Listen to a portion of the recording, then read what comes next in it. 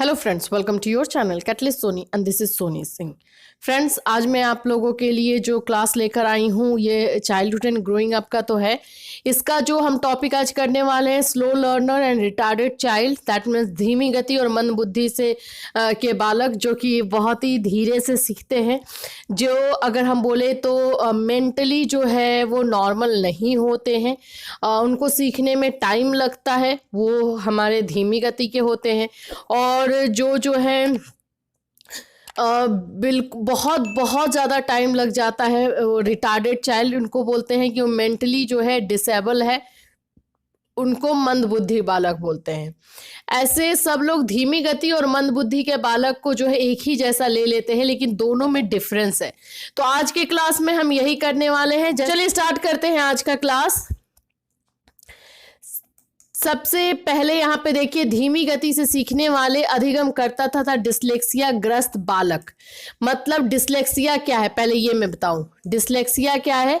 तो डिसलेक्सिया एक तरह का एक ऐसा मेंटल, एक मानसिक बीमारी है जिससे बच्चों का जो दिमाग है वो पूरी तरीके से अप्रोप्रिएट तरीके से जो है काम नहीं कर पाता है, उसको हम बोलते हैं डिसलेक्सिया।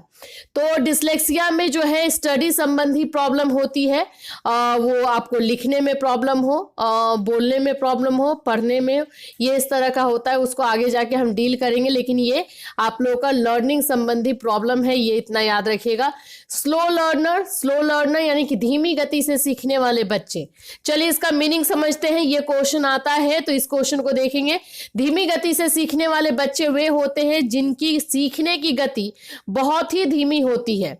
ऐसे बच्चों की ओर विशेष ध्यान देने की आवश्यकता होती है। जब अध्यापक इनकी ओर ध्यान देने लगता है तब अन्य बच्चों को हानि उठानी पड़ती है। तब अन्य बच्चों के लिए शिक्षण नीरस बनने लगता है तथा अधिगम विकलांग बच्चे हर कार्य में पीछे रह जाते हैं। अन्य बच्चों के साथ ये नहीं चल पाते। कक्षा में साधारण से साधारण कार्य में भी उनकी कोई प्रगति नहीं होती है। देखिए, स्लो लर्नर आपको एक क्लास में जो है अब 30 बच्चे मिल रहे हैं, तो उसमें से कुछ ना कुछ बच्चे जो है स्लो लर्नर होते ही हैं। तो अगर आप उनके अकॉर्डिंग चलेंगे क्लास में, क्योंकि उनको समझने में मतलब प्रॉब्लम हो रही है, उनको जल्दी समझ में नहीं आ रहा है, तो उनके अकॉर्डिंग अगर चलेंगे तो जो एवरेज बच्चे हैं, जो नॉर्मल बच्चे हैं, जिनको समझ में आ जाता है, उनके लिए स्टडी जो है वो बोल सकते हैं कि बोरिंग हो जाएगा। उनको जो है सीखने में उनकी जो है रुचि कम हो जाएगी। और अगर आप वैसे नॉर्मल बच्चों के अकॉर्डिंग चल रहे हैं तो इनको समझ में नहीं आएगा। तो ये टीचर के ऊपर बहुत बड़ी रिस्पॉन्सिबिलिटी होती है कि किस तरह से मैनेज करके चले, धीमी गति के बच्चों को भी समझ में आए जो स्लो लर्नर है, और जो बच्चे नॉर्मल हैं जिनको सही तरीके से समझ में आता है, उन लोगों के लिए भी लर्निंग नीरस ना हो, बोरिंग ना हो। तो ये बहुत बड़ा चैलेंज है। और अब आप जो है टीचर बनने वाले हो तो आपको भी इस चैलेंज को जो है फेस करना पड़ेगा।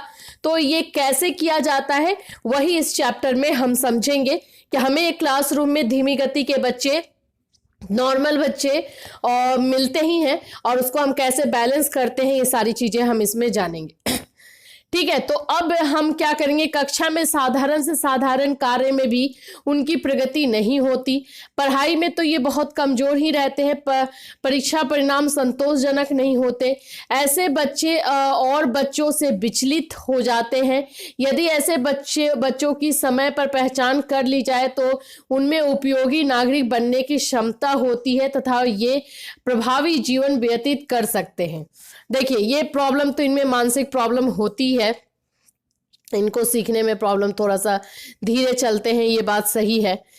लेकिन एक और चीज है, अगर हमें समय पर पता चल जाता है कि ये स्लो लर्नर है, इसको सही मतलब एक बार में समझ में नहीं आता, या इसको बहुत धीरे से समझ में आता है, इसकी सीखने की गति बहुत धीरे है, तो अगर ऐसा टाइम पे पता चल जाता है तो टीचर अगर वर्क करे तो वो बच्चे सुधर सकते हैं, उनमें इम्प्रूवमेंट हो सकता है, उनको सुधारा जा सकता है, ये फैक्ट है।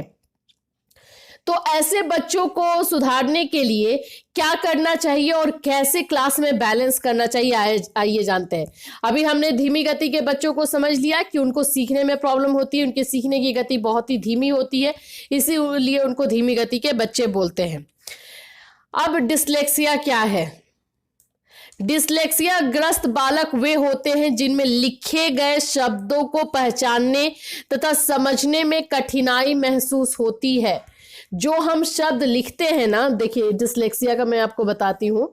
डिसलेक्सिया का मतलब होता है जो शब्द लिखा हुआ है उसको उनको पहचानने में और समझने में। जैसे कि मान लीजिए यहाँ पे लिखा हुआ है डी, ठीक है, तो वो डी को जो है बी पढ़ेंगे। यहाँ लिखा है सी, सी को जो है वो उनके दिमाग में जो चले ई पढ़ेंगे। तो इस तरह से उनको समझने में और शब्दों को पहचानने में और समझने में कठिनाई महसूस होती है। उनका पठन कार्य काफी धीमा होता है। उनमें पठन, लेखन तथा गिनती संबंधी अधिगम कठिनाई होती है। इससे बच्चों के पठन स्तर तथा बौद्धिक स्तर में एक अंतराल पैदा हो जाता है। देखिए ऐसे बच्चों, डिसलेक्सिया ग्रस्त बच्चे यानी धीमी गति के स्लो लर्नर होते हैं, उनको सबसे, अगर डिसलेक्सिया जो है ना सीटेट और टेट का फेवरेट टॉपिक है। तो डिसलेक्सिया का मतलब होता है, डिसलेक्सिया का मतलब क्या होता है? तो डिसलेक्सिया का मतलब होता है कि बच्चों को जो है समझ पढ़ने में प्रॉब्लम होती है, उसको हम डिसलेक्सिया बोलते हैं। ये लर्निंग का ही एक पार्ट है। तो बच्चों को जो है जो लेटर, जो सेंटेंस, जो वर्ड लिखे रहते हैं उनको समझने में प्रॉब्लम होती है, उसमें उनको समस्या आती है और इनकी सीखने की गति भी काफ़ी धीमी होती है। उसे हम डिसलेक्सियाग्रस्त बालक बोलते हैं। ये एक तरह की बीमारी है जो कि बच्चों को होती है। धीमी गति से सीखने वाले तथा डिसलेक्सियाग्रस्त बच्चों की विशेषताएं। स्लो लर्नर बोलिए या फिर बोलिए कि आप डिसलेक्सिया चिल्ड्रन जो है उनको क्या, उनकी विशेषता क्या होती है, उनमें क्या क्या जो है चीजें होती है। सबसे पहले इनमें मानसिक केंद्रीकरण यानी मेंटल कंसंट्रेशन कम होता है। फोकस बहुत कम होता है, फोकस जल्दी नहीं कर पाते हैं और ज्यादा देर तक भी फोकस नहीं कर सकते हैं। दूसरा, ऐसे बच्चों में शब्द भंडार भी सीमित होता है। जो वॉकेबुलरी होती है उनकी वो बहुत कम होती है। देखिए वर्ड्स को वो कब बोल पाएंगे, कब सेंटेंस फॉर्म कर पाएंगे? जब उनके पास वॉकेबुलरी होगी। और वॉकेबुलरी कब होगी? जब वो वर्ड्स को समझेंगे, लर्न करेंगे तभी तो ये सारी लर्निंग वाला प्रॉब्लम तो उनमें ऑलरेडी है, तो उनकी वॉकेबुलरी तो कम होगी। सामान्य बच्चों की अपेक्षा उनकी वॉकेबुलरी तो कम हो जाएगी। तो उनकी शब्दकोश बोलिए, शब्द भंडार बोलिए या वॉकेबुलरी बोलिए वो कम होता है। उनका ध्यान विस्तार भी कम होता है। मतलब कि जो मैं आपको बोल रही थी, फोकस जो है ज्यादा टाइम तक वो नहीं कर पाते हैं। मेंटल कंसंट्रेशन, मानसिक केंद्रीकरण तो कम होता है। साथ में अगर मानसिक केंद्रीकरण मान लीजिए हो भी गया तो ज्यादा लंबे टाइम तक नहीं बैठ सकते हैं। ये एक प्रॉब्लम है उनका। ज्यादा लंबे टाइम तक उनको बैठाइएगा तो प्रॉब्लम हो जाती है। ये बच्चे मानसिक कार्य की अपेक्षा शारीरिक कार्य अधिक अच्छी तरह से कर सकते हैं। हाँ, मेंटली थोड़ा सा उनको प्रॉब्लम होता है लेकिन फिजिकली जो है बहुत अच्छा काम करते हैं। फिजिकली उनको कोई प्रॉब्लम नहीं होता। इसका कहने का मतलब है कि स्लो लर्नर, धीमी गति से सीखने वाले बच्चे या डिसलेक्सिया वाले बच्चे, जरूरी नहीं है कि उनका मानसिक स्थिति खराब है तो शारीरिक भी हो। इवन शारीरिक स्थिति उनकी और भी अच्छी होती है और वो अवॉइड करते हैं काम, जो दिमाग से करने वाला काम होता है ना, जिसमें दिमाग यूज किया जाता है, वो सारे काम को वो अवॉइड करते हैं। वो चाहते हैं कि जितना फिजिकल काम उनको मिले वही अच्छा है। तो ये होता है डिसलेक्सिया के बच्चे। इनमें समस्या समाधान, चिंतन या तर्क की योग्यता नहीं होती। बच्चों में जो प्रॉब्लम सॉल्विंग होता है, मतलब अपनी समस्या को समाधान करना, उसके बारे में सोचना कि ये समस्या क्यों आई है, कैसे आई है, इसको हम कैसे सॉल्व कर सकते हैं, ये जो हम रीजनिंग थिंकिंग बोलते हैं वो उनमें नहीं होती है, होती ही नहीं है, एबिलिटी नहीं होती है इनमें सामान्य बुद्धि यानी कॉमन सेंस और निर्णय करने की क्षमता कम होती है। कॉमन सेंस कम होता है, डिसीजन मेकिंग नहीं होता है। इन बच्चों में धीमी गति से सीखने की आदत होती है तथा इनमें विस्मृति भी शीघ्र और अधिक होती है। मतलब धीमी गति से तो सीखते ही हैं ये और साथ में भूल भी बहुत जल्दी जाते हैं। खुद ही सोचिए, एक तो सीखने में इनको प्रॉब्लम है और उसके बाद भूल भी जाते हैं। इनमें सृजनात्मकता यानी क्रिएटिविटी और मौलिकता का अभाव होता है। क्रिएटिव नहीं होते हैं ऐसे बच्चे। शब्दों और विचारों के बीच संबंध बनाने की गति बहुत धीमी होती है। वोकेबुलरी तो ऑलरेडी कम होती है, लेकिन वोकेबुलरी को यूज करके, शब्दों को यूज करके सेंटेंस बनाने का जो स्पीड होता है ना, फॉर्मेशन होता है, वो भी बहुत कम होता है, बहुत धीरे होता है।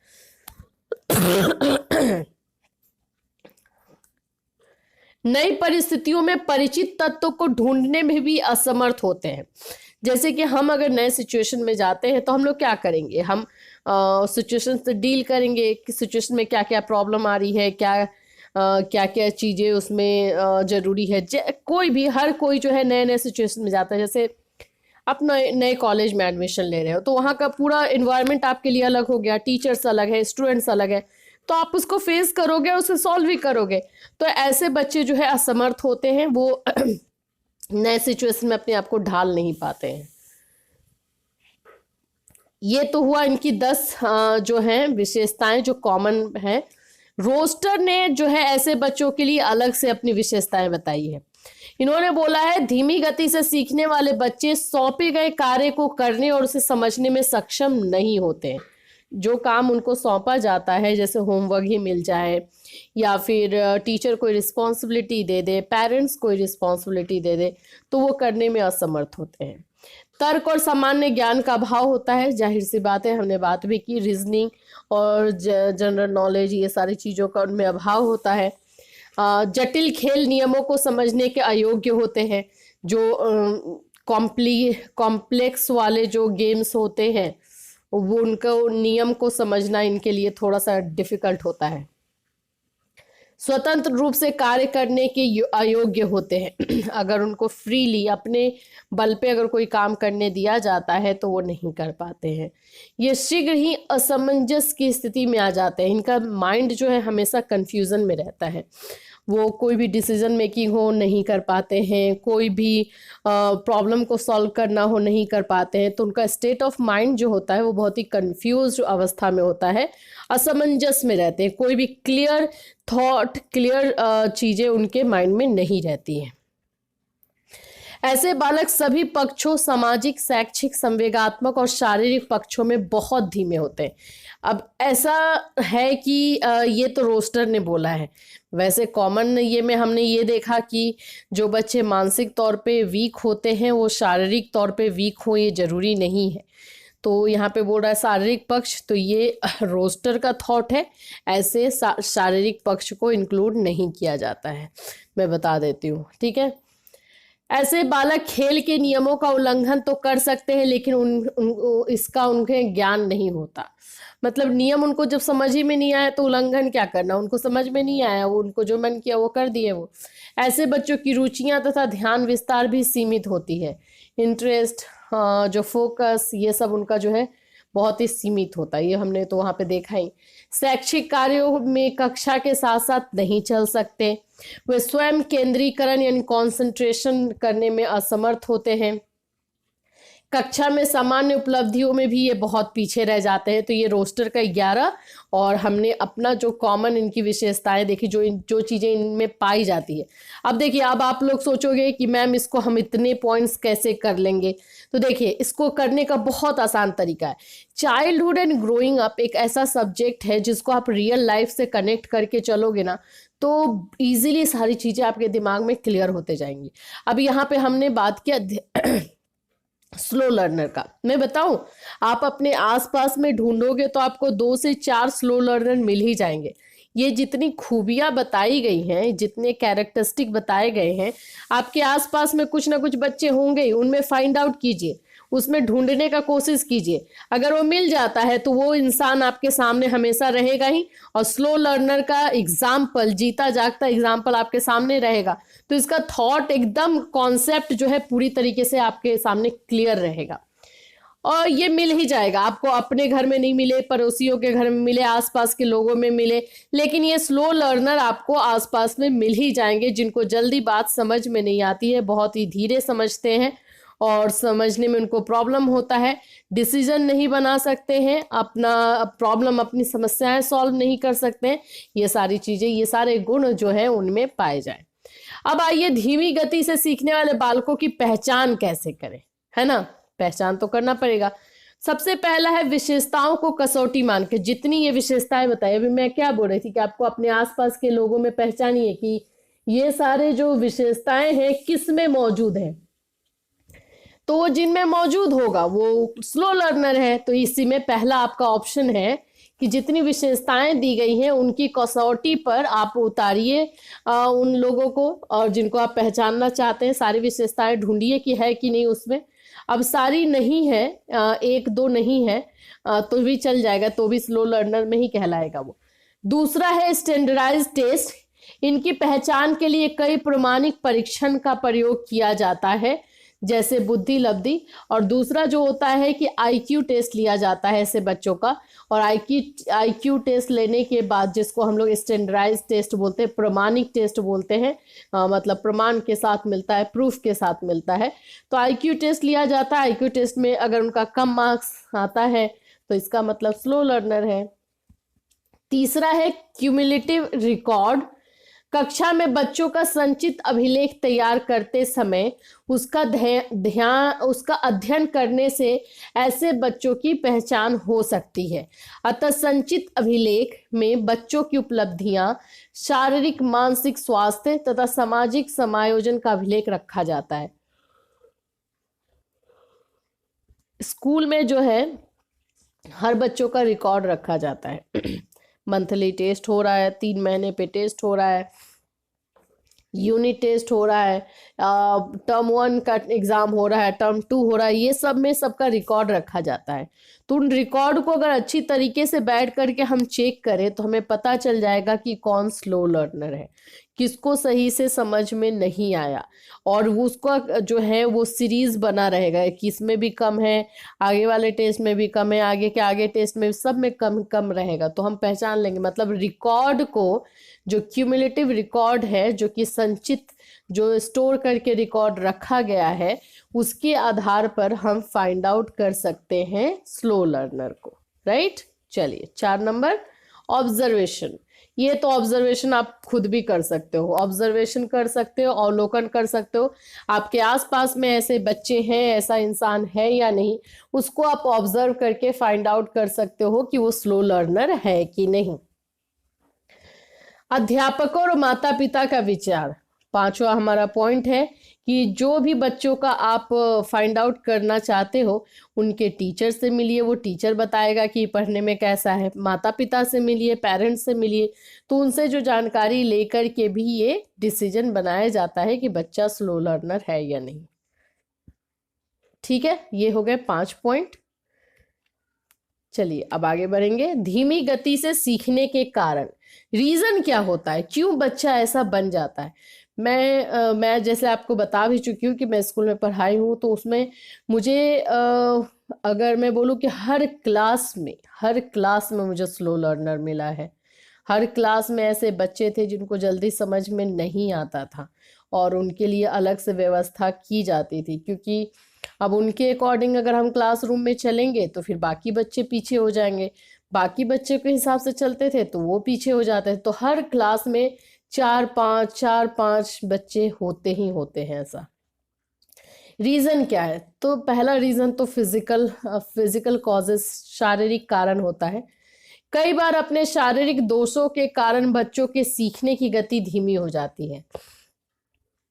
वे सामान्य बालकों की तरह कार्य नहीं कर सकते, जैसे अक्सर बीमार रहना, दृष्टि संबंधी दोष, सुनने के दोष, बोलने में दोष, मस्तिष्क पर चोट लगना, शरीर का कोई अंग भंग होना। इन दोषों के कारण बच्चों में हीन भावनाएं पैदा होने लगती है और वो कक्षा से दूर दूर रहने लगते हैं। उसके परिणाम स्वरूप वे कक्षा में हर काम में पिछड़ जाते हैं। ये चीजें होती है बच्चों में, जो है अगर उनमें कोई कमी आ जाए तो उनका कॉन्फिडेंस डाउन होने लगता है, वो अंडर कॉन्फिडेंट होने लगते हैं, तो उनका परफॉर्मेंस भी डाउन होता है, और धीरे धीरे वो जो है पढ़ाई से और अपने क्लास से दूरी बनाने लगते हैं। हाँ, कुछ बच्चे ऐसे होते हैं जो कि स्टार्टिंग से ही जो है वो स्लो लर्नर होते हैं, और कुछ बच्चे जिनका शारीरिक प्रॉब्लम होता है, कम सुनाई दे रहा है, कम दिखाई देता है, ऐसा कुछ रहता है तो स्लो लर्नर रहते हैं। दूसरा हमारा है व्यक्तिगत ध्यान की कमी, लैक ऑफ पर्सनल अटेंशन। कक्षा में अक्सर व्यक्तिगत ध्यान का अभाव रहता है। धीमी गति से सीखने वाले बच्चे व्यक्तिगत ध्यान के अभाव में कुछ बहुत पीछे रह जाते हैं तथा कुछ भी सीख नहीं पाते। प्रतिभाशाली बच्चे तो कुछ ना कुछ सीख जाते हैं, लेकिन अधिगम विकलांग बच्चे कुछ नहीं सीख पाते। अब वो बच्चों का क्या है कि अटेंशन या फोकस जो है वो बहुत कम रहता है, और जो धीमी गति के बच्चे रहते हैं उनका तो ये अटेंशन पहले से कम है, तो वो धीरे धीरे वो पर्सनली जो है टेंशन उनका कम होते जाता है। और प्रतिभाशाली बच्चों का तो है कि वो खुद सीख जाता है, लेकिन हमारे जो धीमी गति से सीखने वाले बच्चे हैं उनका अधिगम जो है या फिर जो बोल सकते हो कि थोड़ा सा उनको प्रॉब्लम है, तो वो नहीं सीख पाते हैं। एक चीज मैं आपको बताऊं, यहाँ पे जब अभी आप इसका नोट्स बनाइएगा धीमी गति से सीखने वाले बच्चों के कारण, तो इसको इस तरह से एक डेटा बनाइएगा, एक चार्ट इस तरह से बना दीजिएगा, ऐसे कर लीजिएगा। 1 नंबर में लिखिएगा शारीरिक कारण, फिजिकल। दूसरा नंबर आप यहाँ पे दीजिए, दूसरा में लिखिए व्यक्तिगत, यानी कि व्यक्तिगत ध्यान की कमी लिख सकते हैं पूरा। अभी मेरे पास इतना जगह नहीं है तो मैं इसको लिखूंगी lack of personal attention, LP। ठीक है। तीसरा में आप लिखेंगे ऐसे बना करके बुद्धि का अभाव, लैक ऑफ इंटेलिजेंस, LI। इसी तरह से पूरा जितना पॉइंट्स इसमें दिया हुआ है वो सारे पॉइंट्स को जो है आप इस तरह से चार्ट पे बना करके फिर डील कीजिएगा। तो ये चार्ट वोट जब हम बना देते हैं ना तो उसमें मार्क्स हमें अच्छा आता है। तो नोट्स बनाते टाइम में भी ये ध्यान दीजिए। जैसे धीमी गति से सीखने का कारण है, कितने पॉइंट्स हैं इसमें? 10 पॉइंट है, राइट। और भी समस्याएं हैं, तो 10 पॉइंट को आप इस पे जो है डील कर दीजिए। 10 पॉइंट्स को पूरा अच्छे से यहाँ पे लिख दीजिए और एक एक करके फिर डील कीजिए। ये अभी मुझे आया क्योंकि अभी कुछ दिन पहले जो है कॉपी करेक्शन के लिए जाना है हम लोग को, तो उसमें मिला है इस तरह से, जो भी मिलता है इस तरह से डेटा बना हुआ रहता है, वो एक बहुत बोल सकते हैं अच्छा इम्प्रेशन देता है। और ऐसा लगता है कि बच्चे को पता है कि उसको जो है किस तरह का फॉर्मेट फॉलो करना है, कुछ क्रिएटिविटी दिखती है आंसर में, ये हो सकता ये है। तो ठीक है, व्यक्तिगत ध्यान की कमी रहती है। फिर उसके बाद होता है लैक ऑफ इंटेलिजेंस, उनके बुद्धि की कमी की वजह से जो है ये स्लो लर्नर बनते हैं। मतलब जितना बुद्धि बाकी बच्चों को, सब तो अलग अलग, कोई भी बच्चा एक दूसरे से समान नहीं होता, इक्वल नहीं होता, सब में कुछ ना कुछ कमियां हैं, कुछ ना कुछ अच्छी चीजें हैं। तो बुद्धि अगर किसी में कम है, इंटेलिजेंस कम है, तो वो बच्चा जो है स्लो लर्नर की कैटेगरी में आने लगता है। विद्यालय का अनुचित वातावरण, सही बात है। हमारा जो नेक्स्ट पॉइंट होगा, स्कूल का एनवायरनमेंट अगर सफिशिएंट नहीं है या फिर अप्रोप्रिएट नहीं है तो बच्चे जो है स्लो लर्नर बन जाते हैं। उनको समझ में नहीं आता है, उनके अंदर की एबिलिटी को डेवलप नहीं किया जाता है, और कहीं ना कहीं वो अंडर कॉन्फिडेंट होते हैं। उनका जो है फोकस हिलने लगता है, फोकस नहीं लगता है। तो इस तरह से स्कूल का एनवायरनमेंट भी इम्पैक्ट डालता है बच्चों का, ये भी एक कारण बन जाता है स्लो लर्नर में। फिर है हमारा कक्षा में अनियमितता। अगर बच्चा रेगुलर क्लास में नहीं आ रहा है, कभी कभी आ रहा है, तो क्लासरूम में क्या करवाया जा रहा है, कौन सा पढ़ाया जा रहा है, उसको तो पता नहीं रहेगा। तो ऑफकोर्स वो फोकस नहीं कर पाएगा, अटेंशन नहीं दे पाएगा, और धीरे धीरे उसका अटेंशन का जो स्पैन होता है, जो अटेंशन जितनी देर तक दिया जाता है, वो सारा धीरे हो जाएगा, स्लो हो जाएगा, और धीरे धीरे वो अटेंशन खत्म ही हो जाएगा। 6 नंबर है माता पिता का दृष्टिकोण। ऑफकोर्स पेरेंट्स का एटीट्यूड भी मायने रखता है। अगर पेरेंट्स अपने बच्चों पे ध्यान नहीं देते हैं तो बच्चा पिछड़ा तो होगा ही, पढ़ने में उसका ध्यान कम लगेगा ही, और उसको कोई देखने वाला, कोई बोलने वाला, कोई गाइड करने वाला नहीं रहेगा, तो धीरे धीरे बच्चे में ये कमी बढ़ती जाती है। 6 नंबर। 7 है प्रॉब्लम ऑफ ट्रांसफर। बच्चों के ऐसा देखा जाता है कि कुछ पेरेंट्स का ट्रांसफर बार बार होते रहता है एक जगह से दूसरे जगह, तो उनका जो है लर्निंग बच्चों का वो प्रभावित होता है, बहुत बुरी तरीके से प्रभावित होता है। आज इस स्कूल में, कल उस स्कूल में, स्कूल का एनवायरनमेंट चेंज हो रहा है, फ्रेंड्स चेंज हो रहे हैं, टीचर्स चेंज हो रहे हैं, तो इससे ये भी बच्चों को स्लो लर्नर बनाने में एक रीजन है। 8 नंबर है संवेगात्मक कारण, यानी कि इमोशनल कॉजेज। कई परिस्थितियों में बच्चों की संवेगात्मक स्थिति भी उन्हें धीमी गति से सीखने वाला बना देती है। क्रोध, चिंता, भय, व्याकुलता, उदासीनता, सुस्ती आदि संवेगात्मक कारकों के परिणाम स्वरूप ऐसे बच्चे शिक्षा के क्षेत्र में पीछे रह जाते हैं। कुछ बच्चे बहुत गुस्सा करते हैं, कुछ बहुत टेंशन में रहते हैं, कुछ बहुत डरते हैं। तो ऐसे बच्चों का जो रीजन होता है, ऐसे बच्चों का जो है, इन सारे कारणों की वजह से बच्चे जो है स्टडी में काफी पीछे रह जाते हैं और फिर धीरे धीरे वो धीमी गति में कन्वर्ट हो जाते हैं। पारिवारिक झगड़े, फैमिली डिस्प्यूट्स। अगर घर में फैमिली में, परिवार में झगड़े होते रहते हैं तो वो बच्चों के संवेगात्मक स्थिति पर प्रभाव डालता है, उनको इमोशनल जो है उनको इफेक्ट करता है और मानसिक स्थिति उनकी सही नहीं रहती है, मानसिक स्वास्थ्य ठीक नहीं रह पाता है, तो बच्चे जो है स्लो लर्नर बनते हैं। रुचि का अभाव, लैक ऑफ इंटरेस्ट। कई बार किसी विषय में रुचि के अभाव के कारण बच्चों की अधिगम गति धीमी हो जाती है। बहुत सारा ऐसा रीजन होता है कि बच्चों को जो है मैथ्स नहीं पसंद, तो मैथ्स नहीं पसंद तो उसमें उनका इंटरेस्ट कम है, तो उनका इंटरेस्ट कम है तो धीरे धीरे उसमें और इंटरेस्ट कम होगा, कम होते होते वो स्लो लर्नर में बन जाएंगे, उनको समझ में बिल्कुल नहीं आएगा, अटेंशन उनका नहीं लगेगा। तो ये भी एक रीजन होता है स्लो लर्नर बनने में। तो ये रहे धीमी गति से सीखने वाले बच्चों का जो है रीजन, जो 10 रीजन था, जो मैं बताइए आपको कैसे लिखना है। समस्याएं, एक्चुअली में बच्चों को कौन कौन से प्रॉब्लम्स को फेस करने पड़ते हैं। तो सामाजिक समस्या, अब जो स्लो लर्नर है उसे प्रॉब्लम्स को फेस तो करना पड़ेगा।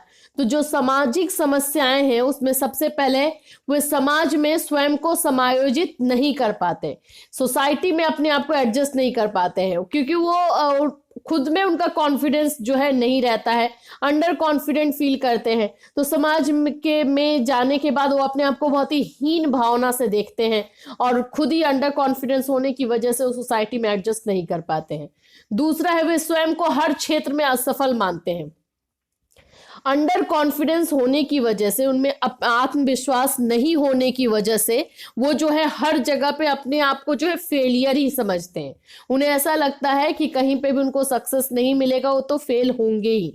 तो ये अपने ऊपर विश्वास नहीं होने की वजह से होता है। उनमें हीन भावना विकसित होती है, अपने आप को हमेशा हर किसी से जो है नीचे देखते हैं। मित्रों की संख्या कम होती है क्योंकि वो जो है खुद में ही रहते हैं, ज्यादा सोसाइटी के साथ जो है इंटरेक्ट नहीं कर पाते हैं, तो फ्रेंड्स भी उनके कम रहते हैं।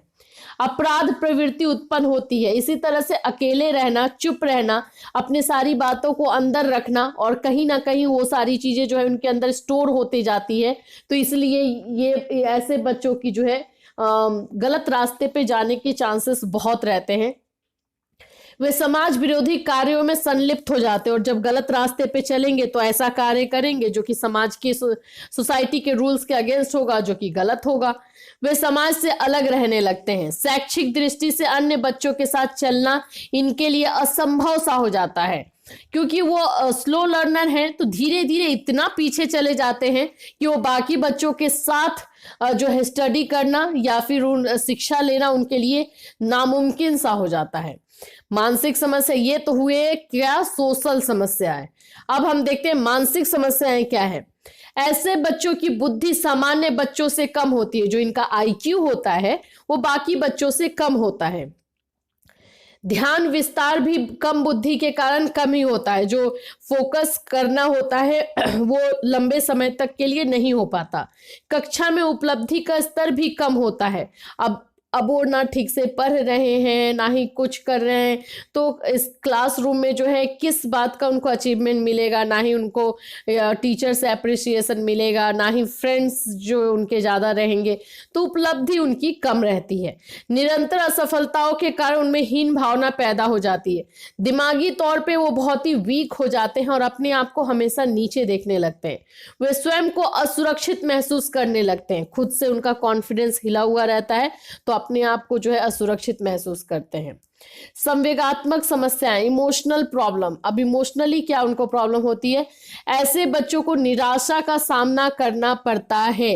वो हमेशा जो है डिसअपॉइंटेड रहते हैं, निराश रहते हैं, अपने कामों से बहुत निराश रहते हैं, उन्हें लगता ही नहीं है कि वो कभी कुछ कर पाएंगे।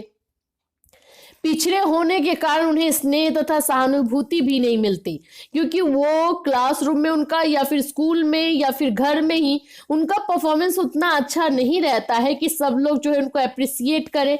तो कोई ना ही उनको मोटिवेट करता है, ना ही उनको प्रेरणा देता है। तो ये सारी चीज़ों को जो है वो फेस करते, इमोशनल तौर पे वो अपने आप को काफ़ी वीक महसूस, बहुत ही कमज़ोर महसूस करते हैं। बार बार की असफलताओं के कारण उनके व्यवहार का संतुलन भी बिगड़ जाता है और हर बार जो है अनसक्सेसफुल होते रहते हैं। तो इसीलिए उनका जो संतुलन है, जो उनका बैलेंस होता है, वो बिगड़ जाता है। संवेगात्मक रूप से वे अस्थिर होने लगते हैं, इमोशनली बहुत ही डिसेबल होने लगते हैं, अपने इमोशन पे उनका कंट्रोल नहीं रहता है। गुस्सा आना, रोने लगना या फिर सैड हो जाना, उदास होना, ये सारी चीजें उनके साथ बार बार होने लगती है और जिसपे उनका कंट्रोल नहीं होता है।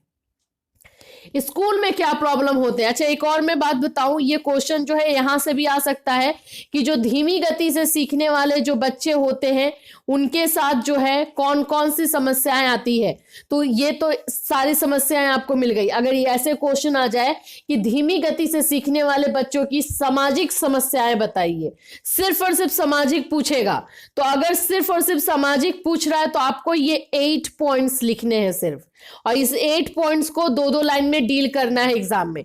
अगर ये पूछ दे कि धीमी गति से सीखने वाले बच्चों की मानसिक समस्याएं बताइए, तो ये जो मानसिक समस्या है उनको लिखना है और यहाँ पे मानसिक समस्याओं को जो है आपको डील करना है 2-2 लाइन में। ठीक है, 2-2 लाइन में डील जरूर कीजिएगा।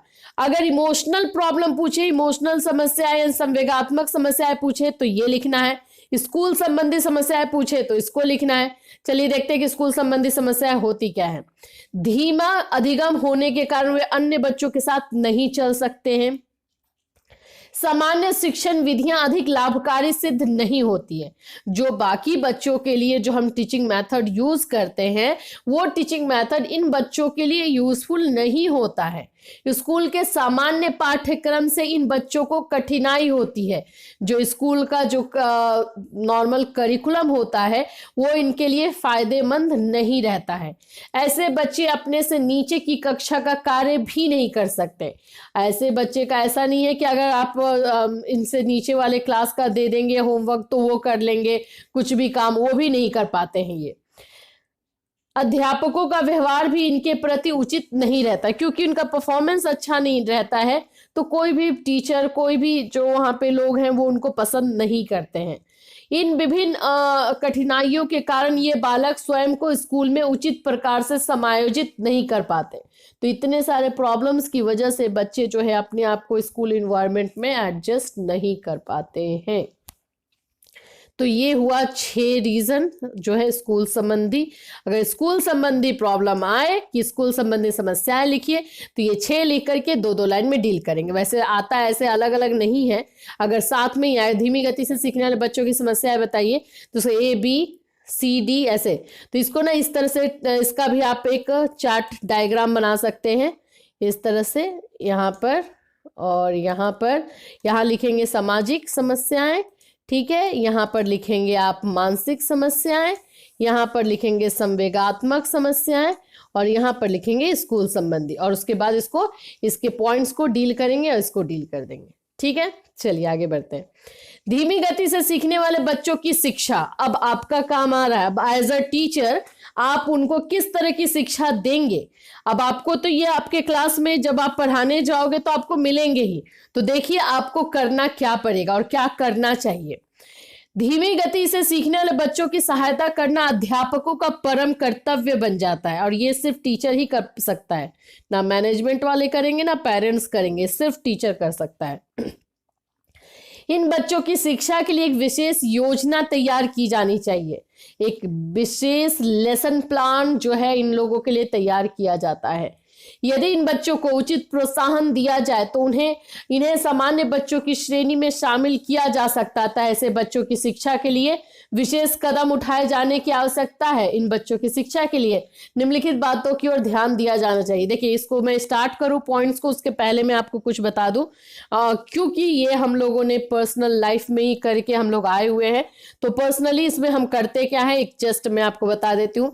ऐसे बच्चों को, जब आपको एक क्लास में जा रहे हो तो उसमें से कुछ बच्चे ऐसे मिलेंगे ही, तो 3 से 4 बच्चे आपको ऐसे मिल ही जाते हैं। अब आप इसको पहले फाइंड आउट कैसे करोगे, ये आपने देख लिया, कैसे पहचानना जाता है, तो बच्चे को आपने पहचान लिया। अब ये जो 4 बच्चे आपको मिल गए हैं एक क्लास में, इन लोगों को जो है अलग से पहले तो आपको वर्गीकृत करना है कि ये बच्चे मिले, तो ये 4 आपने फाइंड आउट कर लिया। उसके बाद इन 4 बच्चों को जो है अलग से एक रिमेडियल क्लास दिया जाता है। उस रिमेडियल क्लास में इन लोगों को बेसिक समझाया जाता है, क्योंकि ऐसे बच्चों जो है धीरे धीरे समझते हैं। ऐसा नहीं कि समझते ही नहीं है, समझते हैं, लेकिन इनका समझने की गति जो होती है वो कम होती है। इसीलिए ऐसे बच्चों को जो है रिमेडियल क्लास दिया जाता है। उस रिमेडियल क्लास में इन लोगों को धीरे धीरे समझाया जाता है जैसे ये समझते हैं। उसके लिए टीचिंग मेथड अलग यूज होता है, उसके लिए अलग से प्लानिंग करते हैं कि ऐसे बच्चों को हम कैसे समझा सकते हैं, और अलग क्लासरूम दे करके फिर आप देखेंगे, अगर आप 1 महीने तक ऐसा कर रहे हैं, जो चीजें हम क्लासरूम में पढ़ा रहे हैं वो चीजें हम अलग से इन 4 बच्चों को समझाते हैं, फिर इनका बेस देखते हैं कहाँ पे वीक है, तो वो सब हम अगर करते हैं तो 1 महीने के बाद, ऐसा देखा हुआ है, ये फैक्ट है, 1 महीने के बाद ये बच्चे 4 में से 1 बच्चा कम से कम जो है ऐसा निकलेगा ही जो कि आपको नॉर्मल क्लास में जाने लायक होगा, और वो नॉर्मल क्लास में उसको पढ़ा सकते हैं। उस बच्चे को आप नॉर्मल क्लास में पढ़ा सकते हैं और बाकी बच्चों के साथ अब वो मैचअप कर सकता है। अब उसके अंदर कॉन्फिडेंस आ चुका होता है, अब वो अपने आप को ना स्लो लर्नर समझता है और वो अपने आप को किसी से कम नहीं समझता। फिर 1 महीना और चलाइए, अब यहाँ पे बच आपके पास गए 3, अब 1 महीना और उसी तरह से चलाइए, देखिए वो बच्चे की संख्या 2 हो जाएगी, एक और बच्चा जो है नॉर्मल क्लास में चला जाएगा। फिर 1 महीना चलाइए, वो 1 हो जाएंगे। इसी तरह से चारों के चारों बच्चों पे अगर आप काम करें तो वो चारों के चारों बच्चे जो हैं वो सही नॉर्मल हो सकते हैं और होते हैं, और फिर उनको नॉर्मल क्लास में पढ़ाया जाता है, फिर उनमें कोई प्रॉब्लम नहीं आती, इवन बाकी बच्चों से अच्छा मार्क्स लाने लगते हैं वो और अच्छे तरीके से पढ़ने लगते हैं। तो ये फैक्ट है, ये प्रूव इस तरह से किया जाता है। आगे देखते हैं कि अगर हम लिखना है तो कैसे लिखते हैं। अलग वर्गीकरण करना, सेपरेट क्लासिफिकेशन, सबसे पहले तो आपको फाइंड आउट करना पड़ता है, अलग उनको करना पड़ता है। इस प्रकार के अधिगम द्वारा विकलांग बालकों को, विकलांग बोला जा रहा है मतलब दिमागी तौर पे बालक, वर्गीकृत किया जाना आवश्यक है। ऐसा इसलिए आवश्यक है ताकि इन्हें विशेष पाठ्यक्रम द्वारा शिक्षा प्रदान किया जा सके। इस वर्ग के बच्चों के लिए विशेष कक्षाओं का निर्माण भी किया जाना चाहिए। विशेष कक्षाओं का निर्माण करते समय इन बातों की ओर ध्यान दिया जाना अति आवश्यक है। देखिए, विशेष कक्षा यानी कि वही रिमेडियल क्लास है, अलग से उनको जो है क्लास दिया जाता है, विशेष कक्षा उसको बोला जा रहा है यहाँ पे। कक्षा में बच्चों की संख्या कम हो, अब 4 मिले हैं, अब 30 में से आपको थोड़ी ना कि 20 मिल जाएंगे, 4 मिले हैं, उसमें कम बच्चे की संख्या हो। छोटी कक्षा के लिए कक्षा का आकार भी उतना ही छोटा होना चाहिए। इस प्रकार की छोटी कक्षाओं में विद्यार्थियों का समायोजन उचित होता है, इनमें हीन भावना का भी विकास नहीं होता, क्योंकि वहां पे बच्चे कम रहते हैं, तो टीचर का भी होता है कि वो सारे बच्चों को ध्यान से समझ पा रहा है और बच्चे भी टीचर को समझ पाते हैं, और वो बच्चे जो है अपने आप को हीन भावना में नहीं देखते हैं कि अरे मैं इससे कम हूँ। वो तो उनको ऐसा लगता है कि सब हम जो चारों के चारों यहाँ बैठे हैं सभी के सभी एक ही जैसे हैं, फिर वो मन पड़ते हैं, मतलब बोल सकते हैं नॉर्मल होके वो लगते हैं। दूसरा है विशेष शिक्षण विधियां, जो मैं आपको बताई हूँ। स्पेशल टीचिंग मेथड इसमें यूज करते हैं, वो वाला मेथड नहीं चलता है कि आए फिर एक्सप्लेन किए, एक्सप्लेन करने के बाद जो है बोर्ड पे लिखे, बोर्ड से बच्चे राइट इट डाउन कर लिए, नहीं। इसमें इन लोगों के लिए अलग अलग टीचिंग मेथड यूज किया जाता है, और इन लोगों को आराम से धीरे से बैठा करके समझाना, पहले उनको समझाना, फिर टॉपिक स्टार्ट करना, टीचिंग मटेरियल यूज करना, उनको समझाने के लिए टीचिंग मटेरियल यूज करना। तो इन लोगों के लिए टीचिंग मेथड जो है चेंज करना पड़ता है, स्पेशल टीचिंग मेथड यूज करना पड़ता है। यह तो निश्चित है कि धीमी गति से सीखने वाले बच्चे सभी प्रकार की शिक्षण विधियों से नहीं सीख सकते, उनके लिए विशेष शिक्षण विधि का चयन करना आवश्यक है। उनके लिए ऐसी शिक्षण विधि होनी चाहिए जो धीमी हो, जो स्लो हो, राइट। हर बात की विस्तार से सरल तथा सरल भाषा में व्याख्या की जानी चाहिए, और जो एक्सप्लेनेशन हो बहुत ही इजी लैंग्वेज में हो और बहुत ही जो है डिटेल से जो है एक्सप्लेनेशन हो। धीमी गति से सीखने वाले बच्चे अभ्यास अधिक चाहते हैं, तो उनको प्रैक्टिस ज्यादा करवाना पड़ता है। अतः शिक्षण विधियों का चयन बच्चों की धीमी गति के अनुसार ही करना चाहिए। विशेष पाठ्यक्रम यानी स्पेशल करिकुलम, इनके लिए अलग करिकुलम यूज करना पड़ता है। अब आप सोचेंगे कि करिकुलम कैसे अलग होगा, तो हाँ, क्योंकि ऐसे बच्चों का जब हम क्लास बनाते हैं तो हम ये भी देखते हैं कि इन बच्चों का बेसिक भी जो है वीक होता है। अब जैसे कि मान लीजिए आप मैथ्स पढ़ा रहे हो और उस क्लास में जो है 4 बच्चे ऐसे निकले जिनको जो आप 9th क्लास में जो मैथ्स पढ़ा रहे हो वो उनको समझ में नहीं आ रहा है उनको समझने में प्रॉब्लम हो रही है वो सारे 9th क्लास का मैथ, तो आप उसको चारों बच्चों को सेपरेट करते हो कि हाँ भाई ये रिमेडियल क्लास में जाएंगे, ये स्लो लर्नर है। तो जब आप रिमेडियल क्लास का उन लोगों का आप करिकुलम बनाओगे तो आप तो ये देखोगे ना कि इनको समझ में नहीं आया। तो समझ में क्यों नहीं आया? क्योंकि इसके पहले वाला जो मैथ्स है, जो मैथ्स इस पे डिपेंड कर रहा है, वो भी इनको नहीं पता है। तो उनके लिए करिकुलम जो बनाया जाता है, बेसिक करिकुलम बनाया जाता है, और बेसिक करिकुलम से स्टार्ट करके जो जिस भी क्लास के वो बच्चे हैं वहां तक के करिकुलम को जोड़ा जाता है। इस तरह से जो है करिकुलम, स्पेशल करिकुलम इन लोगों के लिए बनाया जाता है।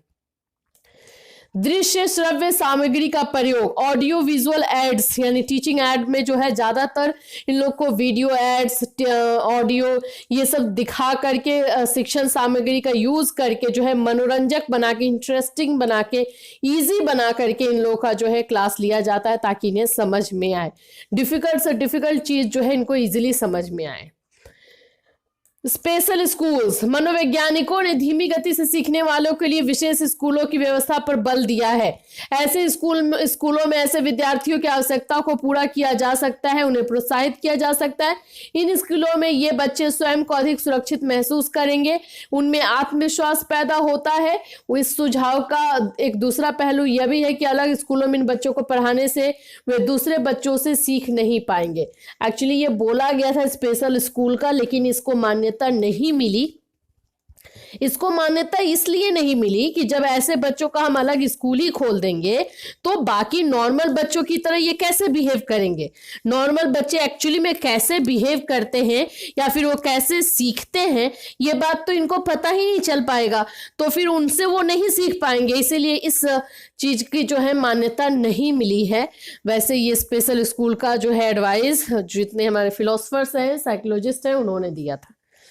व्यक्तिगत ध्यान देना, लेकिन आपको लिखना है, पॉइंट्स में आप लिखना है। व्यक्तिगत ध्यान देना, इंडिविजुअल अटेंशन, अधिगम विकलांग बालकों की दुर्बलता की ओर ध्यान देते हुए उनकी ओर व्यक्तिगत ध्यान देना अतिआवश्यक है। जब हम उनको रिमेडियल क्लास में रखते हैं तो ऑफ कोर्स उन पे इंडिविजुअली हम ध्यान दे पाते हैं, क्योंकि बच्चों की संख्या भी कम होती है और उनके प्रॉब्लम को हमें समझना भी होता है।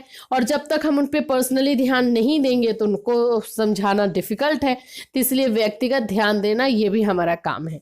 निर्देशन की व्यवस्था, प्रोविजन ऑफ गाइडेंस, ये बालक अधिक शिक्षा प्राप्त नहीं कर सकते, अतः उनके भविष्य के लिए इन्हें शैक्षिक और व्यावसायिक निर्देशन की आवश्यकता रहती है। इन बच्चों को किसी हस्त कार्य में कोई प्रशिक्षण दिया जाना चाहिए। उन्हें उनकी रुचि, अभिरुचि, योग्यता तथा क्षमताओं के अनुसार निर्देशन दिया जाना चाहिए। होता क्या है कि जो स्लो लर्नर होते हैं, जैसे कि बताया भी गया, फिजिकली फिट होते हैं, फिजिकली जो है बहुत काम वो करना चाहते हैं। तो अगर इतना मेहनत करने के बाद भी अगर उन लोगों में सुधार नहीं आ रहा है तो क्योंकि उनको अपनी लाइफ में जाके सरवाइव करना है, उनको जो है अपना पढ़ाई के बाद अपना जीवन यापन करना है, तो इसलिए उन लोगों को व्यावसायिक शिक्षा दी जाती है। जो शारीरिक जो स्किल्स होते हैं, जो शारीरिक काम करने के कौशल होते हैं, वो उनको सिखाए जाते हैं ताकि वो आगे पढ़ने के बाद जो है अपना जीवन यापन अच्छी तरीके से कर पाए और जो उनके योग्यता के अनुसार हो, जो उनके इंटरेस्ट के अनुसार हो। को करिकुलर एक्टिविटीज, स्कूलों में इस प्रकार के बच्चों के लिए विशेष सहगामी क्रियाएं होनी चाहिए, जिससे इन्हें आत्मविश्वास बढ़ेगा तथा उन्हें सफलता से प्रोत्साहन मिलता है। देखिए स्टडी में ये अच्छा नहीं कर पा रहे हैं क्योंकि ये स्लो लर्नर है, इनका जो है दिमाग उतना ठीक से नहीं काम करता है, तो ये अंडर कॉन्फिडेंस होते जाते हैं, ये इनका जो है विश्वास वो खोते जाता है। तो इसीलिए ऐसे बच्चों के लिए को करिकुलर एक्टिविटीज जो है ज्यादा से ज्यादा करवानी चाहिए, जिससे कि बच्चे उसमें पार्टिसिपेट करें। पार्टिसिपेट करने के बाद उसमें सक्सेस हासिल हो, और जब उनमें उस चीज में वो सक्सेस हासिल करेंगे तो उनका कॉन्फिडेंस वापस आएगा। उन्हें लगेगा कि चलो ठीक है, स्टडी में मेरा ठीक नहीं लेकिन इसमें मेरा इस चीज में मैं ठीक हूँ। धीरे धीरे उनका कॉन्फिडेंस इतना अच्छा होगा कि वो सोचेंगे कि मैं स्टडी में क्यों अच्छा नहीं हूँ, मुझे इसमें भी अच्छा होना है। तो उस कॉन्फिडेंस के बल पे उनके इधर की भी स्टडी अच्छी हो जाती है। ऐसा फैक्ट है, ऐसा होता है। 9 नंबर है अध्यापकों का सहानुभूतिपूर्ण व्यवहार, जो कि होता नहीं है। जितने टीचर्स होते हैं उन लोगों का ऐसा बिहेवियर होना चाहिए जो कि बच्चों को मोटिवेट करे, ना कि डीमोटिवेट करे, उनको प्रोत्साहित करे। तो ये चीजें हमें स्कूल में देना चाहिए। कारण ढूंढना, 10th नंबर है कि अगर बच्चा स्लो लर्नर बन चुका है तो क्यों बना है, पहले उसका रीजन ढूंढना पड़ेगा। बिना रीजन के जो है उसके प्रॉब्लम को आप सॉल्व नहीं कर पाएंगे। तो ये 10 जो है सॉल्यूशन है जो कि आप कर सकते हैं बच्चों को सुधारने के लिए। और भी है, जैसे कि है 11वां है कि वातावरण में परिवर्तन। जैसे हम जानते हैं कि सीखने के लिए लर्निंग इन्वायरमेंट भी बहुत जरूरी है। अगर हमें लर्निंग इन्वायरमेंट यानी कि हमें सीखने का पर्यावरण, वातावरण सही तरीके का नहीं मिलता है तो हमारे अंदर जो है लर्निंग सही तरीके से नहीं हो पाता है। तो ऐसा ट्राई करते हैं कि वातावरण को चेंज करके, इन्वायरमेंट को चेंज करके देखते हैं कि बच्चों में कुछ फायदा हो रहा है या नहीं। 12th नंबर है examine promotion system for slow learner. Slow learner के लिए जो है 2 बार एग्जाम रखने की ये सुझाव जो है दिया गया था कि उनको जो है बार बार एग्जामिन किया जाए, एग्जामिन करके देखा जाए कि उनमें सुधार आ रहा है या नहीं।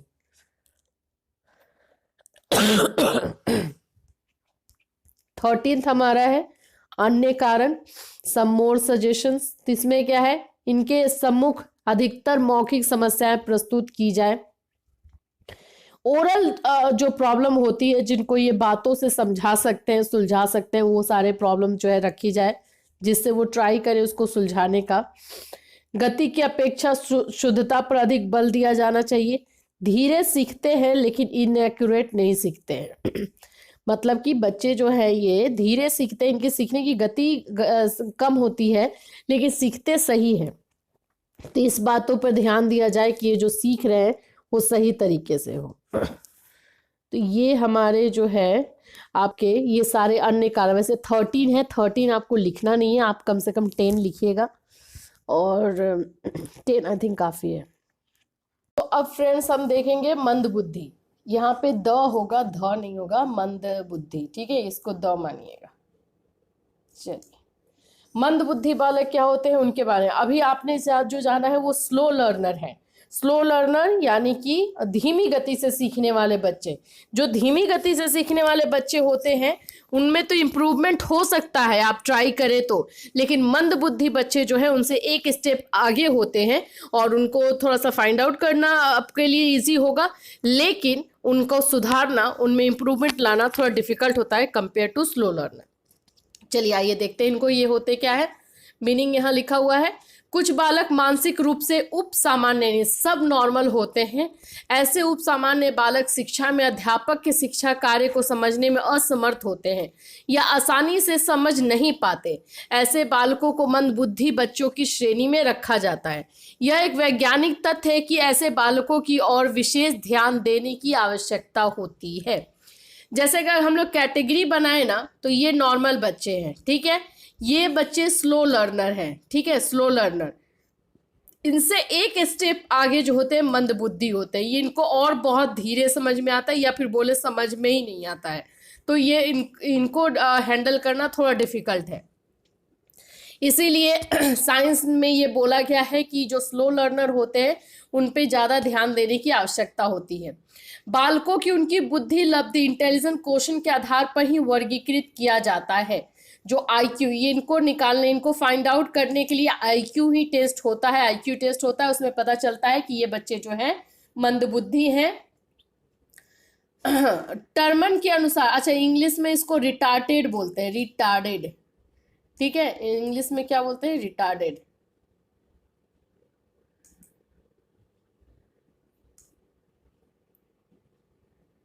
ठीक है, रिटार्डेड चाइल्ड। बालकों को उनकी बुद्धि उपलब्धि के आधार पर ही वर्गीकृत किया जाता है। टर्मन के अनुसार 70 से कम बुद्धि लब्धि वाले बालकों को मंद बुद्धि बालक कहा गया है। ऐसे बालक किसी भी शारीरिक तथा मानसिक रोग के कारण मंद बुद्धि का प्रदर्शन करते हैं और अपने आयु के स्तर के अनुसार किसी कार्य को करने में असमर्थ होते हैं। इस दोष का परिणाम यह होता है कि उनमें कई प्रकार की हीन ग्रंथियां यानी इंफीरियरिटी कॉम्प्लेक्स हो जाती है। मंदबुद्धि बालक हर ओर से उपेक्षित रहते हैं। देखिए, क्योंकि इनका दिमाग जो है बहुत ही अलग तरीके से काम करता है, ये बोल सकते हैं कि ये काम ही नहीं करता। किसी भी चीज़ को अपने एज के बच्चों की जैसे वो समझने में असमर्थ होते हैं, इसकी वजह से वो बहुत ही अंडर कॉन्फिडेंस रहते हैं, अपने आप को हमेशा अनसक्सेसफुल समझते हैं, कॉन्फिडेंस बिल्कुल नहीं रहता है। तो ऐसे बच्चे में जो है अपने आप को हर चीज़ में, हर कार्य में जो है असमर्थ ही पाते हैं। मंदबुद्धि बालक हर ओर से उपेक्षित हो रहते हैं, मतलब टीचर की तरफ से, पेरेंट्स की तरफ से अपने आप को नेग्लेक्टेड फील करते हैं, क्योंकि वो अच्छा परफॉर्म ही नहीं करते, कोई उन पर ध्यान ही नहीं देता है। मानसिक रूप से पिछड़े ऐसे बालक संवेगात्मक स्थिरता, सामाजिक परिपक्वता तथा बौद्धिक प्रवीणता में भी पिछड़े रहते हैं। देखिए, जो स्लो लर्नर थे उनका क्या हमने देखा कि उनका जो है शारीरिक शक्ति जो है उनकी ठीक रहती थी, ठीक है, फिजिकली वो ठीक रहते थे। यहाँ पे ये इसमें भी इनको प्रॉब्लम होती है, इनका जो है सोशल मैच्योरिटी कम होता है, जो इमोशनली जो है बहुत ही अनस्टेबल होते हैं, इनको इनके इमोशन पे जो है कंट्रोल नहीं रहता है। संज्ञानात्मक तौर पे, कॉग्निटिव लेवल पे, जो मेंटल लेवल पे देखें तो वो इनमें कम पाई जाती है। कई बार ऐसे बच्चे शारीरिक रूप से तो परिपक्व हो जाते हैं, लेकिन उनका सामाजिक और संवेगात्मक व्यवहार उनकी आयु के बच्चों से बहुत पिछड़ा होता है। कभी कभी ऐसा भी होता है कि शारीरिक रूप से तो बड़े हो गए, मतलब कि एज अगर देखें उनका तो वो हो गए हैं 10-12 साल के, लेकिन उनकी जो बुद्धि होती है वो उनकी 3 साल या 4 साल के बच्चे की तरह ही रहती है। तो वो बुद्धि और या इमोशनल लेवल पे उनका जो है बढ़ोतरी नहीं हुआ रहता है। देखिए, आइजेंक ने बोला है, तो आइजेंक के अनुसार आप लिख देंगे कि मानसिक मंद बुद्धि लब्धता क्या होता है। यहाँ पे पेज ने बोला है, इनका स्टेटमेंट है, इनको हम चेंज नहीं कर सकते हैं, इनको उसी तरह से आपको लिखना है। हेक ने, तो 3 आपको फिलोसफर्स मिल गए। अब इनको हम मंदबुद्धि बालकों को वर्गीकरण कैसे करते हैं, तो मैंने जैसे आपको बताया इनके लिए आईक्यू टेस्ट ही होता है। अब देखिए, जो जिनका यूनेस्को के एक प्रकाशन ने मंदबुद्धि बालकों की बुद्धि लब्धि के स्तर किए, ये सब मंदबुद्धि में ही बच्चे आते हैं। इनका जो है बुद्धि लब्धि 0 से 19 रहता है, उनको इडियट मंदबुद्धि बालकों में रखा जाता है। ये इम्बेसिल, जिनको हीन बुद्धि बच्चे बोलते हैं, 20 से 49 के बीच में रहता है। दुर्लभ बुद्धि जिनकी होती है, फेबल माइंडेड, वो 50 से 69 में रहते हैं। जो मंद तथा पिछड़ा रहते हैं, डल और बैकवर्ड रहते हैं, 70 से 80। तो ये सारे के सारे मंद बुद्धि बच्चों के ही प्रकार हैं। इसमें सबसे जो वीक प्रकार है, आपको ये 1 नंबर दिख रहा होगा, जिनकी बुद्धि लब्धि यानी कि आईक्यू भी 0 भी हो सकता है, 0 हो सकता है, 5 हो सकता है, मतलब 0 से 19 के बीच में ही रहेगा, तो इडियट कहलाते हैं या जर कहलाते हैं। हीन बुद्धि यानी कि 20 से 49 के बीच में। दुर्लभ बुद्धि यानी कि 50 से 69 के बीच में। और जो सबसे मतलब पिछड़ा हुआ जो मंद बुद्धि जिसको बोलते हैं, वो डल एंड बैकवर्ड, जिसका 70 से 80 के बीच में। मंद बुद्धि बालकों की विशेषताएं। अधिगम की गति स्लो होती है, अधिगम की धीमी गति होती है। मानसिक रूप से मंद बुद्धि बालकों के अधिगम की गति बहुत ही धीमी हो रहती है। स्लो लर्नर की अपेक्षा भी कम होती है, ठीक है। इसे तीव्र करना असंभव है। जैसे कि स्लो लर्नर में क्या था कि उनको ठीक किया जा सकता है, उसमें सुधार लाया जा सकता है, लेकिन इनमें नहीं लाया जा सकता है। शारीरिक हीनता, बहुत बार इनमें फिजिकल इंफीरियोरिटी भी होती है, शारीरिक तौर पे भी ये फिट नहीं होते हैं compare to slow learner. Slow learner में ये दिखा गया है ना कि उनका दिमाग अगर कमजोर है तो फिजिकली फिट होते हैं और फिजिकली काम में ही ज़्यादा इंटरेस्ट भी लेते हैं वो, लेकिन इनका ऐसा नहीं, इनको फिजिकली भी ये ज़्यादा फिट नहीं रहते हैं। संवेगात्मक अस्थिरता यानी इमोशनली अनस्टेबल होते हैं, इनको अपने इमोशन के ऊपर कंट्रोल नहीं होता है, ना ही ये ना ही अपने गुस्से पे, ना ही इनको अपने रोने पे, किसी चीज़ पे इनको कंट्रोल नहीं होता है। चौथा है हमारा अपूर्ण और दोषपूर्ण शब्दावली। अब जैसे कि स्लो लर्नर का था तो बहुत सीमित उनकी शब्दावली थी ना, शब्द भंडार था। इन लोगों का बिल्कुल गलत होता है, होता ही नहीं है, या फिर बिल्कुल इनकम्प्लीट डिफेक्टिव दोषपूर्ण होता है। सीमित रुचियां, लिमिटेड इंटरेस्ट, इनका जो इंटरेस्ट होता है, जिनकी रुचियां होती है वो बहुत ही कम होती है। लघु अवधान विस्तृति, मतलब कि शॉर्ट अटेंशन स्पैन, जैसे उन लोगों का स्लो लर्नर का थोड़ा होता भी है तो इनका बिल्कुल ही कम होता है। अटेंशन तो होता नहीं है, लेकिन अगर होगा भी तो बहुत कम टाइम के लिए होता है। मौलिकता का अभाव, लैक ऑफ ओरिजिनलिटी, इन बालकों में मौलिकता का अभाव रहता है, अर्थात वे अपने स्वयं के चिंतन के अभाव में कोई कार्य नहीं कर पाते। मतलब किसी भी टॉपिक पर अगर सोचना हो, उसको डिटेल से उसके बारे में गहन अध्ययन करना हो, तो ये सब चीज़ इनसे नहीं हो सकता है। सामान्यकरण की योग्यता का अभाव, lack of ability to generalise, मानसिक रूप से मंद बालकों में तथ्यों का सामान्यकरण करने की योग्यता का अभाव रहता है, अर्थात वे किसी स्थिति का निष्कर्ष निकालने के योग्य नहीं रहते हैं। मानसिक रूप से अगर उन्हें कुछ सोचना है, कोई डिसीजन लेना है, किसी भी तरीके का जो है निष्कर्ष निकालना है, तो उसके लिए ये योग्य बिल्कुल भी नहीं होते हैं। प्रोत्साहन का अभाव, ऐसे बालकों में प्रायः प्रोत्साहन की कमी रहती है तथा स्कूलों में जाने की रुचि बिल्कुल नहीं होती। इनका झुकाव अनैतिकता और अपराध की ओर ज्यादा रहता है। धीमी विकास गति, ऐसे मंदबुद्धि बालक सामान्य बालकों की अपेक्षा प्रत्येक क्षेत्र में याद रखिएगा, स्लो लर्नर जो है मानसिक क्षेत्र के अलावा बाकी सारे क्षेत्र में अच्छे हो सकते हैं, चांसेस है, लेकिन इनका चांस बहुत कम रहता है। लैक ऑफ एडजस्टमेंट, क्योंकि बहुत ही अंडर कॉन्फिडेंट रहते हैं, ज़्यादा फ्रेंड्स नहीं रहते हैं, तो इनका एडजस्टमेंट जो है वो कम होता है, समायोजन कम हो जाता है। निरंतर अस्वस्थता, मतलब कि हेल्थ की वजह से भी ये जो है बहुत ज़्यादा बीमार रहते हैं, ठीक नहीं रहते हैं, तो ये इनका एक प्रॉब्लम रहता है। अनुपयुक्त व्यक्तित्व, इनएडिक्वेट पर्सनालिटी, ऐसे बालकों का व्यक्तित्व कभी संपूर्ण नहीं हो सकता। उनमें स्वाभाविकता तथा गत्यात्मकता बहुत कम होती है, तो वे अपना स्वयं का निर्णय नहीं ले सकते हैं, ये सारी चीज़ें इनमें होती हैं। दूसरों पर निर्भरता, डिपेंडेंस ऑन अदर्स, क्योंकि ये सेल्फ सफिशिएंट नहीं होते हैं, ना ही अपना डिसीजन ले सकते हैं, ना ही अपना कोई काम कर सकते हैं, तो इसीलिए हमेशा ये जो है दूसरों पे डिपेंडेंट रहते हैं। सीमित बुद्धि, लिमिटेड इंटेलिजेंस, इनका इंटेलिजेंस जो होता है बहुत ही कम होता है और बुद्धि इनकी बहुत ही कम होती है, उसी की वजह से जो 70 से कम पाई जाती है आईक्यू लेवल पे, तो इसी वजह से जो है ऐसे बच्चे रिटार्डेड चाइल्ड या फिर आप बोलिए मंदबुद्धि बालक कहलाते हैं। अमूर्त चिंतन का भाव, lack of abstract thinking, detail में सोचना, रीजनिंग थिंकिंग, लॉजिकल थिंकिंग, ये सब चीज़ें इनमें नहीं होती है। ये भी किसी भी चीज़ को जो है गहन अध्ययन नहीं कर सकते हैं, उसमें ये सक्षम नहीं होते हैं।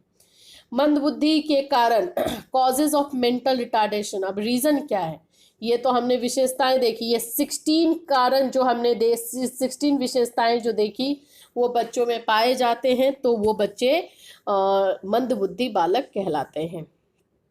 अब रीज़न क्या होता है, तो पहला रीज़न जो है हेरिडिटी है, वंशानुक्रम। कभी कभी ऐसा होता है कि बच्चे में जो है ये उनके पेरेंट्स के पेरेंट्स से आया रहता है, तो ये वंशानुक्रम के द्वारा भी आता है।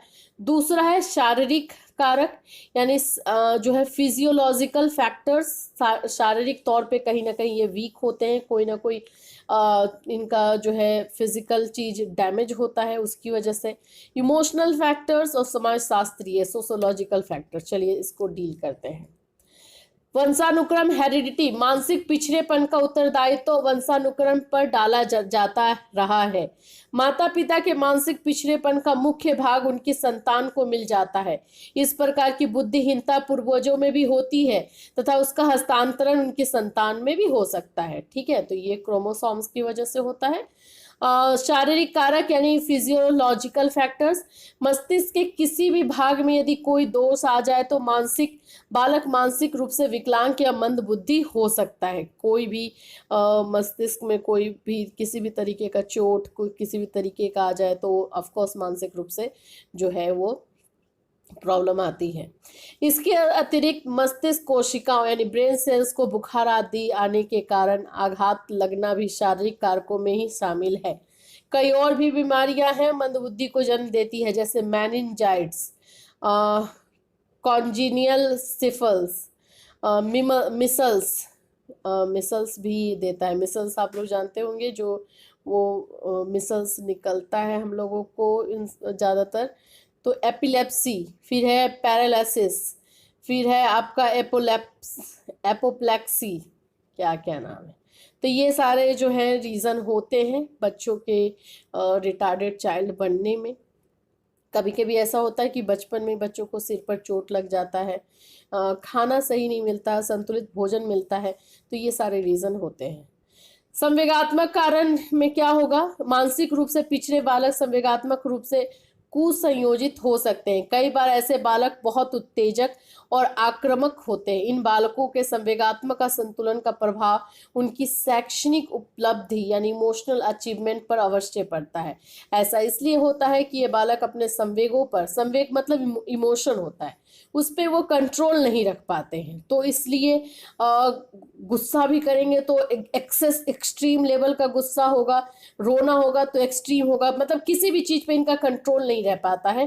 तो ये एक कारण बनता है। समाजशास्त्रीय कारक, सोशोलॉजिकल फैक्टर, समाजशास्त्रीय कारक भी मानसिक पिछड़ेपन में अपना योगदान देता है। कुछ समाजशास्त्री का मत है कि मानसिक पिछड़ापन परिवार की आर्थिक और सामाजिक परिस्थितियों के कारण होता है।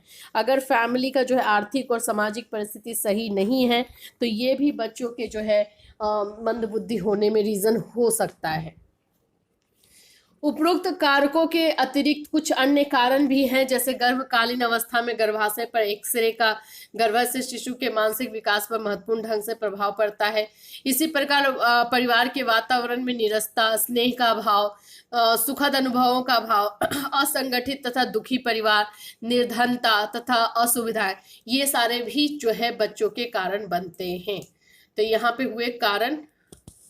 अब मंद बुद्धि के बच्चों की जो है समस्याएं क्या है। समायोजन संबंधी समस्याएं, एडजस्टमेंट में उनको प्रॉब्लम होती है क्योंकि वो अपने आप को बहुत ही हीन तरीके से देखते हैं, तो वो किसी से ना ही बात करना ना ही जेल करना, उनसे एडजस्ट नहीं हो पाते हैं।